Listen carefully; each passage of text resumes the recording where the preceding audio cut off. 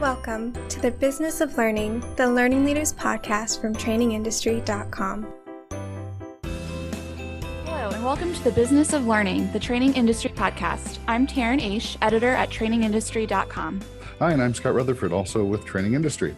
Today's podcast focuses on organizational culture and how leadership can affect that culture and some of the outcomes this has for employees, employee satisfaction, engagement, and even happiness and wellness. We're joined by two guests who are both experts in connected leadership. First, I'd like to welcome author and speaker Michael Lee Stallard. Hi, Michael. Hello, Taryn. Hello, Scott. Hi, and we're also joined by Jay Morris, who's the Vice President of Education at the Yale-New Haven Health System and also the Executive Director of the Yale Institute for Excellence. Welcome, and thanks for being here, Jay. Thank you, Scott and Taryn. Well, I think part of the impetus for this conversation today was Cigna's U.S. Loneliness Index, which found that loneliness among Americans has reached epidemic levels, is what they called it. They surveyed about 20,000 adults, and almost half of them reported sometimes or even always feeling alone. So let's just open up this conversation by starting with what do you think has caused this loneliness epidemic, and how does that affect work? Well, I think there's been a lot happening in society, so I think there's a lot of societal factors that impact that. But I do think it's important for leaders to really begin recognizing when members of their team are not engaged and not providing their voice. So I think there are a lot of factors I think we could identify that have impacted this, but I think one of the key pieces for me is that leaders are aware of their team when they're fully engaged, if their voices are heard, and I think that's at least a place to really acknowledge the problem that we have. Yeah, I agree with Jay. I think that that we have loneliness in the workplace and we have loneliness outside the workplace. And you look at the data that people are spending so much time in front of screens these days, and it's crowded out time for face-to-face relationship and that really deeper connection that we're hardwired to need. And when we don't have it, we feel lonely, or we can be socially isolated where we're not around people, and you have more people working remotely. So there are just all these societal trends, as Jay mentioned, that are moving people in the direction of isolation. And so we need to be more intentional about making sure that we have that need for, that hardwired need we have for connection met. And those societal trends, of course, follow us into the workplace. I think we've all seen over the last maybe 10, 15 years or so, a proliferation of pressure, I'll put it that way, of all of the productivity devices and the technologies and chat tools and collaborative platforms we're supposed to use to connect with our colleagues. Are those productivity technologies, in fact, part of the problem, do you think? Well, I think, definitely if we spend too much time online, and I did see there was some research that showed the average adult was spending close to 10 hours a day in front of a screen. So you think that's extraordinary, isn't it? I mean, that counts the time we spend at work, and a lot of the time we're in front of our laptops. It includes the time that people spend in front of television, or binge watching on Netflix or Hulu or now Amazon Prime. So we're just spending more time in front of screens, and it's having an effect on us. I also think with the amount of information available, I think there's this sense that we've got to do more.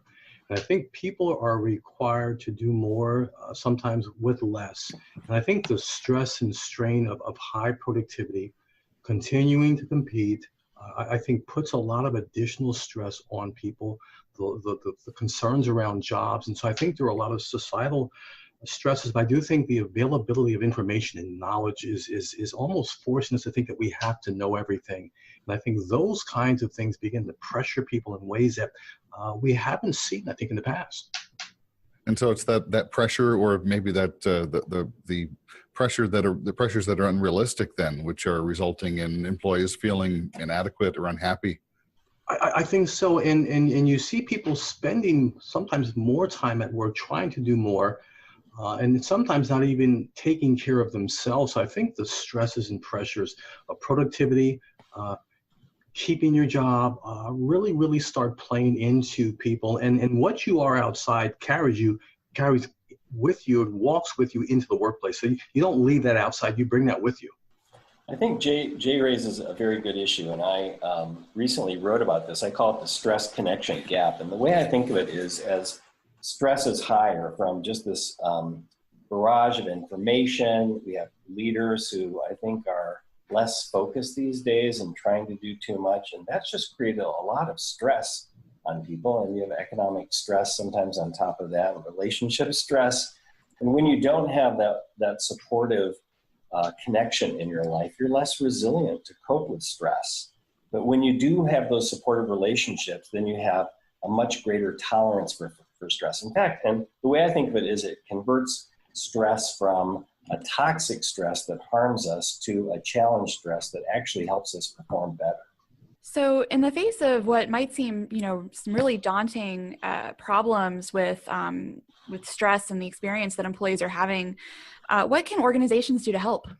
Well, one thing they can do is when you think about organizational cultures, we found in our work that cultures either isolate people or they connect people so that they have those supportive relationships. And in the cultures that isolate people, we think of them in two ways. One is the culture of control, and that's where those who have power, control, influence, and status rule over the rest, and it develops learned helplessness. So it obviously works against engagement. It makes people less resilient. There's also the culture of indifference, where people are just so busy trying to keep their heads above water, they feel like they don't have time for relationships. And unfortunately, that doesn't meet that hardwired need we have for connection. And once again, it makes us less resilient to cope with stress. So creating a connection culture, we think of connection as a superpower. It makes us smarter, happier, more productive.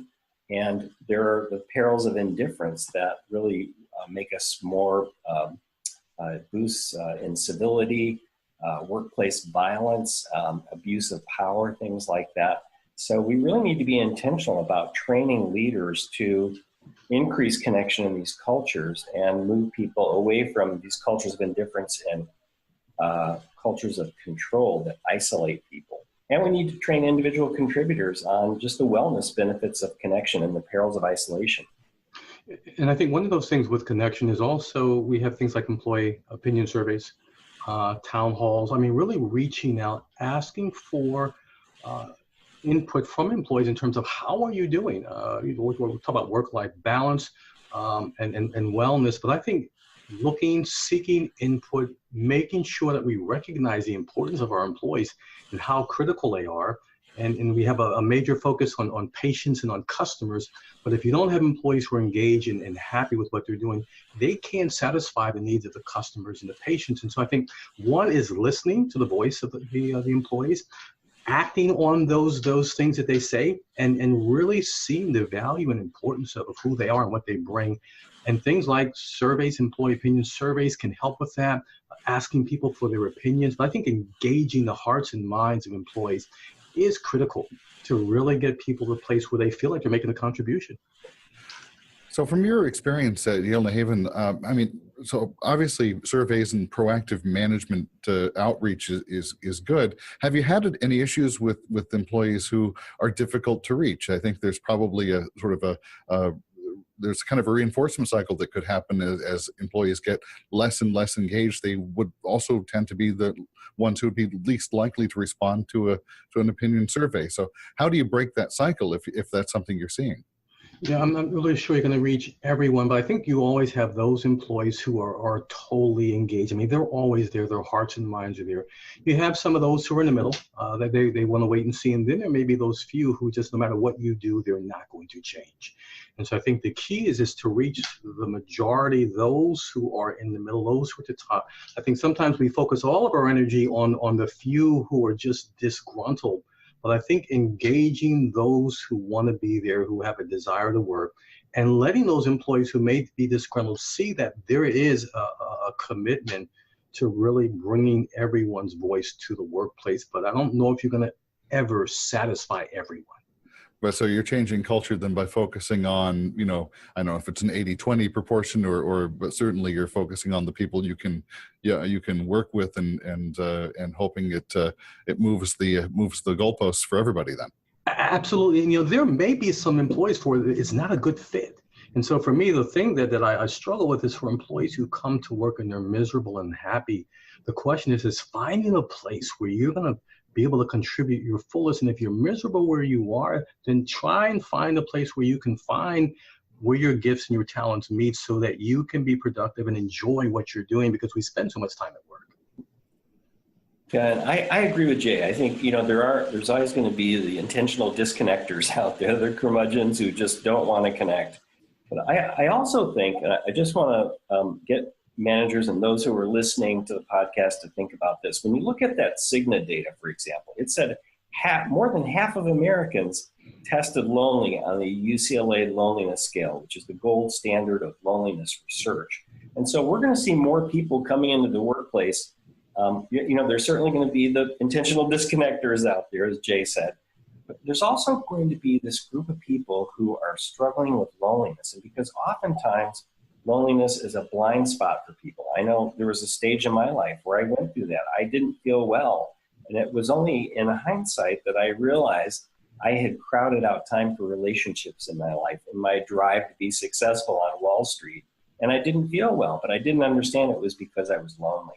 So I think it's good for managers to be aware. If you see someone who's isolating themselves, who's struggling, think about, are they struggling with loneliness? And if you look at the research on loneliness, it also shows that people often, loneliness, they kind of spiral down into the state of loneliness, and they need someone to help reconnect them with the group.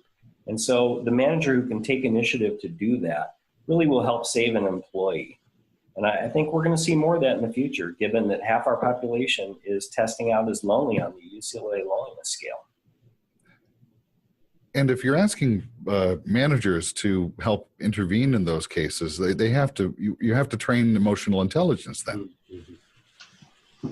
Yeah, that's one of the things is really talking about the role of leaders and managers, because I think when you look at the pace of how we work today, it is so different.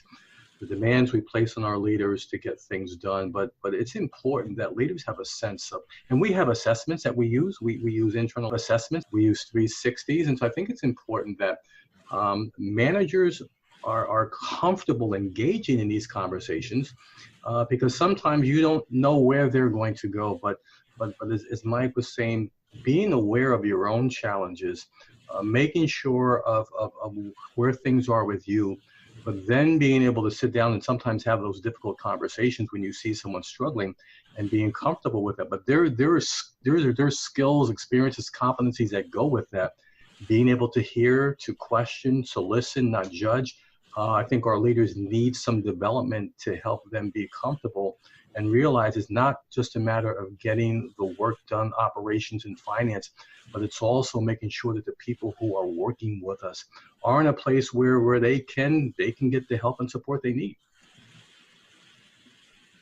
So Jay, what has Yale-New Haven done to address this issue, and what results have you seen? Have you seen improvement in any engagement results or anything like that? Can you talk a little bit about your experience?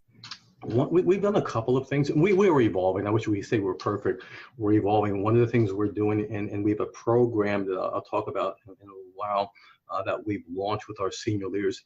But we went through a couple of years ago, and we talked about our values. What is it we value? And we had the majority of our employees contribute to this, called the Barrett Values Survey.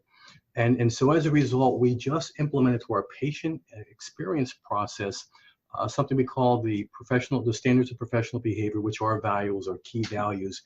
And we put those values also into our performance management. So it's patient-centered, respect, which means valuing all people, compassion, be empathetic, integrity, do the right thing, accountability, be responsible and taking actions. And we're making sure that all of our employees know what these values mean, but we're also holding everyone, and that means everyone from the front line, non-exempts to physicians and leaders around these values, to make sure that we create a culture. So it's a journey for us to making sure that everyone knows what it is we expect, and then provide training around those values.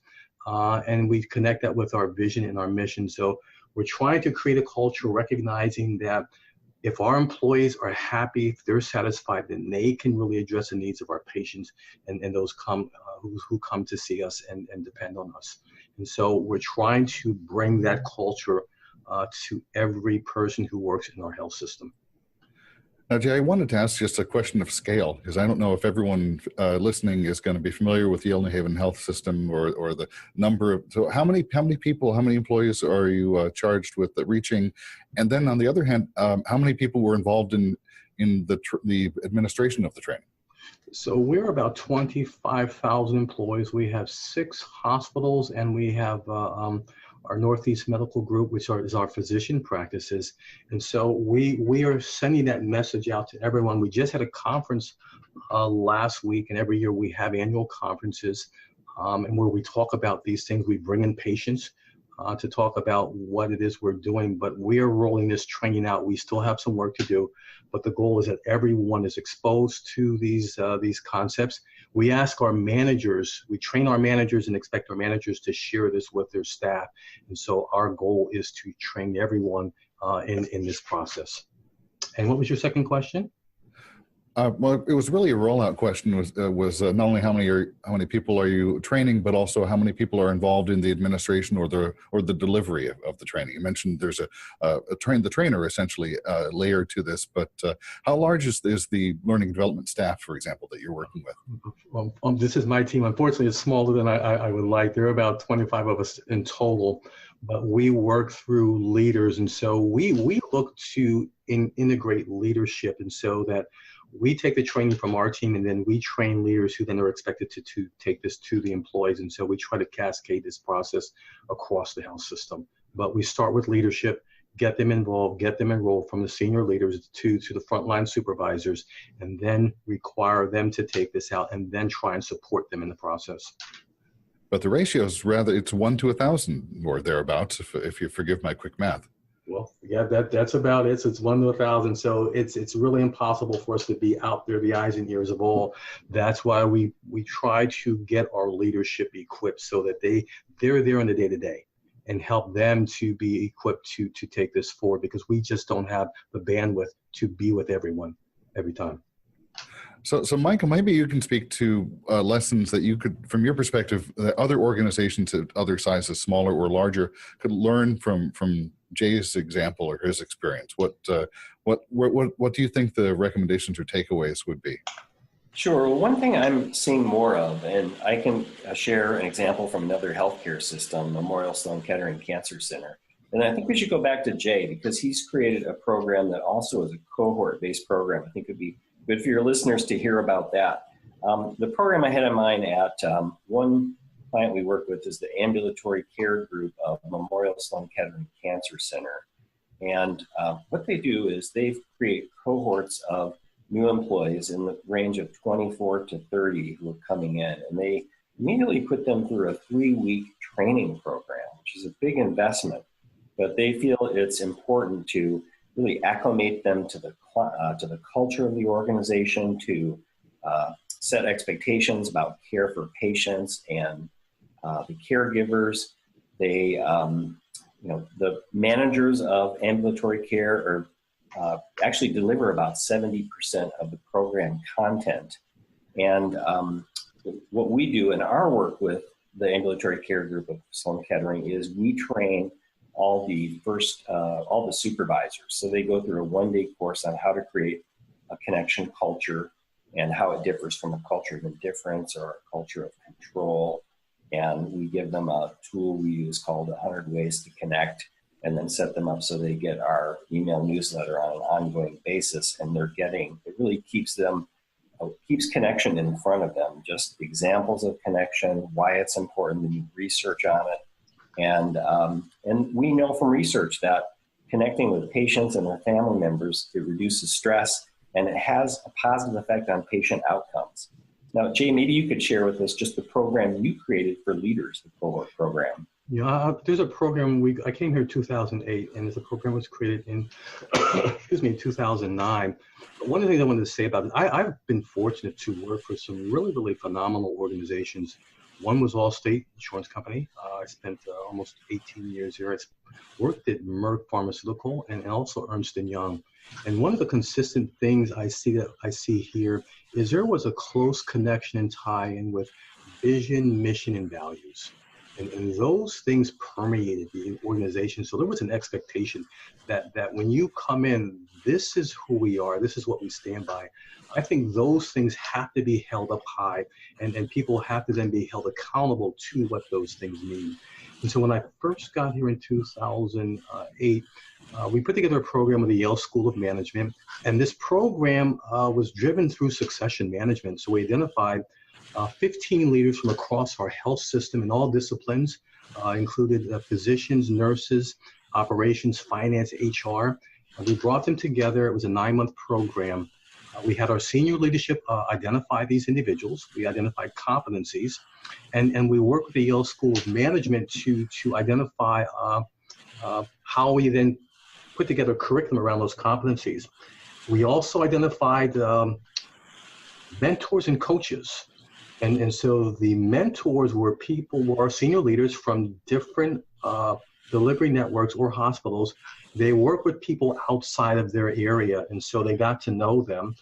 We also had internal coaches working with these individuals, and we gave them strategic projects. The senior leadership team CEO, they identified projects that were critical to the organization, so they actually took the projects, learned the actual competencies in the areas of expertise.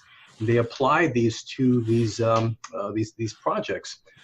Did a number of things. It helped to build a sense of collaboration and team. And these individuals over the 9 months really developed closer relationships. And so when there were conflicts in the past, you'd have a conflict and you'll kind of hold those grudges. But we had 2 individuals who called one another, sat down, worked the issues out within an hour, and the relationships grew. So one, we found not only were we able to identify powerful leaders in the organization, they were also able to work on projects. They got to know senior management. They got to know one another. And out of the 15, this is our first cohort, 1 retired, 13 were promoted. 6 right now have made it to level of senior vice president. Some have left the organization because of fit. At least 10 of them have made vice presidents. So we're seeing this group that was identified through the organization, our senior leaders, really coalesce, come together, break down the barriers, learn to work together. There are also, one thing I will say about these individuals, they all were very introspective about their own development. And I can tell you that as much as they were concerned about their own development, they had this desire to develop others. And so we're going into our 7th cohort and working with the Yale School of Management. But this program was really modeled after some work that was done at the Center for Creative Leadership. There's 70-20-10 model. 10% learning is classroom, 20% is coaching, mentoring, 70% is actually doing and learning and taking that and refreshing that. And so we follow that model. The military does this very well, and it's a strong model that we've applied, and we're seeing some great results. One of the things that also came out of this, we do assessments. So we have a assessment. It's developed by Robert Hartman. Dr. Hartman died in 1973. Was up for a Nobel Prize. He was one of the founders of profit sharing back in the 40s. People don't hear a lot about him. He was also a very close friend of Abraham Maslow. He had a lot of influence on Maslow's hierarchy of needs. And so if you look at the work that Dr. Hartman's done, he focuses on work life, but his most important aspect is your personal life and making sure that you bring balance into the workplace, but you focus on how are you showing up, how are you taking care of yourself, less criticism about what you do. And this has really opened up, I think, a lot of opportunities from some of our leaders. Unfortunately, probably only about 10% of the leaders who I go through with this really gravitate towards that. And probably out of that 15 I talked about in 2009, they were those who really ascribed to this. So it is important, as Michael said, one of the strongest relationships we have to create is a relationship we have with ourselves. It's interesting. I think we're reading and writing and talking a lot more about that, about work-life balance or blending, as I've seen it called as well, and also about wellness. But as you said, not all leaders are necessarily gravitating toward that conversation. So, what recommendations do you have for learning leaders who want to implement some of these wellness programs to get the executive buy-in that they need to do so? You use an interesting, I'll let Michael handle this, but you use an interesting term as learning. And I think that is key for leaders, is having this desire to learn. When I first came in, I was brand new to this institution, so I had to find individuals who supported the work I did. And I did skunk works and found individuals who really bought into what we had and got their buy-in and support, and then they helped me move this through to leadership. I don't know, Michael may have some thoughts around that. Yeah, we wrote, Jay and I first met when I came to Yale-New Haven and spoke, and that was when our first book came out about connection culture, called Fired Up or Burned Out. And the last book we did was called Connection Culture, that came out in 2014. And it really made the case in a little over 100 pages for why cultures need connection. And now we're seeing all this research about just high levels of stress. 80% of Americans say they're afflicted with stress and low levels of connection. So we really do have that stress connection gap that's going on. And what's basically happening from a biological standpoint is, which we explain in the book, and I think it helps leaders understand why this is important, because right now they'll say culture is important, but they don't have a clarity about what culture is. And it helps them see that when we have high stress and low connection, then our body goes into a state of stress response, so that certain systems in our body are underallocated blood, glucose, and oxygen, including parts of our brain, our digestive system, and our immune system. So we're vulnerable to not feeling well, to sickness and disease, and people just, it sabotages their performance. And in the most extreme cases, it leads to acts of violence or suicide, and it just has a profound effect on our body. So we really make that case and help people understand in the book, Connection Culture, why culture is important, exactly what culture is, and the cultures you need to be aware of, and how to create the best culture. And I think it really is, we wrote it, it's a great tool to clarify the issues, to provide a framework and language that will help, as Jay pointed out, finding the leaders who walk the talk already, who really lead this, and then giving them the tools to help them, lead the charge in the organization to focus on it. Well, one of the things, Taryn, we've done, and I go back to the Heartland Value Profile, it talks about things like self-regard, hobbies. Are you taking time to do the things you really enjoy? It asks about meaningfulness of work, value of work. Do you have your priorities in order so that you're being driven by those priorities? And there's one question that also asks about self-criticism. How critical are you? Because we tend to be very, very critical, perfectionists. We push ourselves, and sometimes we are our worst enemy because we beat ourselves up. And so as we talk about loneliness and getting in those places where you go into depression and you're not engaged with others, it's important as we begin looking at how do we take care of ourselves, especially with leaders. And so the framework that we use around Heartland, it talks about self-esteem, self-image, but it really gets leaders to focus on themselves. As you can imagine, a lot of our scores are high on the work side, but we have a lot of work to do on the sell side. Well, Jay, Michael, we're about out of time. I want to thank you very much for being here on the Business of Learning, the Training Industry Podcast. I'll let you, each of you, have a final thought, or Mike, if you can share your maybe your website address if people want to follow up and more of your, I know you have a sample chapter or two available for people to download. Sure, people can download these sample chapters of Connection Culture at my blog, michaelestallard.com, or they can go to connectionculture.com. And as part of that, we also make available a 30-page ebook called 100 Ways to Connect that we started developing when we were doing work with the engineering section of the NASA Johnson Space Center.